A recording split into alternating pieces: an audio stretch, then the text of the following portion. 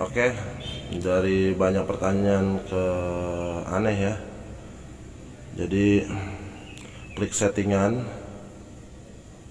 terus cek dulu pembaruan tentang telepon untuk memastikan apakah perangkat tersebut sudah yang terbaru, benar-benar yang terbaru. Nah, jika dicek semua pembaruan ternyata itu yang paling terbaru, itu langkah pertama.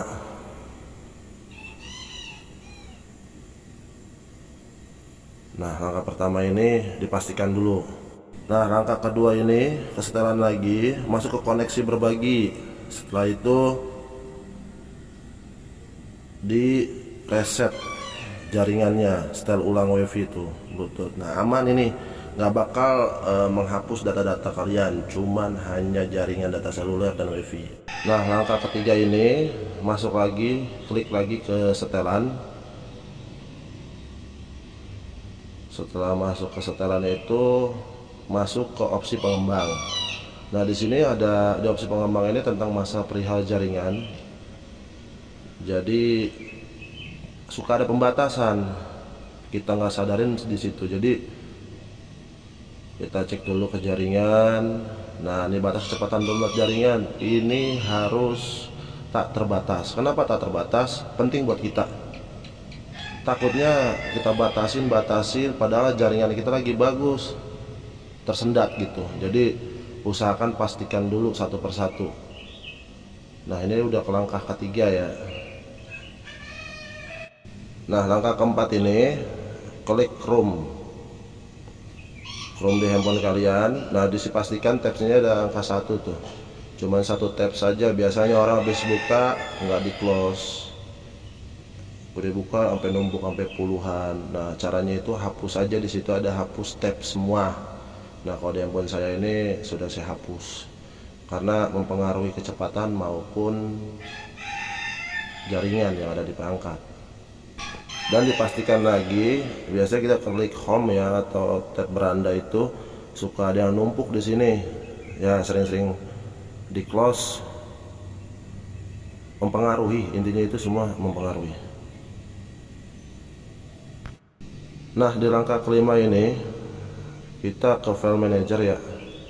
Nah, kita hapusin data-data yang nggak penting, dalam arti yang pernah kita download atau apa, dikumpulin. Itu biasanya memenuhi penyimpanan juga. Kinerja handphone kurang baik maupun jaringan akan berdampak. Nah, kayak contoh saya ini 93%, tapi aman aja. Kenapa aman?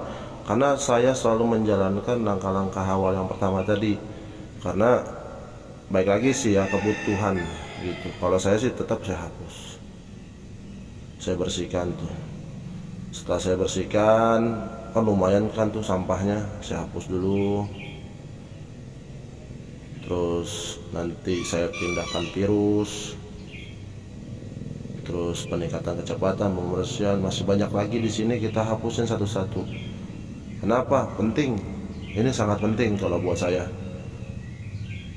Kadang kan kita pengguna handphone itu download aja ya kan, terus asal menggunakan aja, asal pakai, bukan kita sering dirawat. Ini kan kalau dirawat kan hampir setiap hari, ini kinerja juga akan membaik di perangkat tersebut.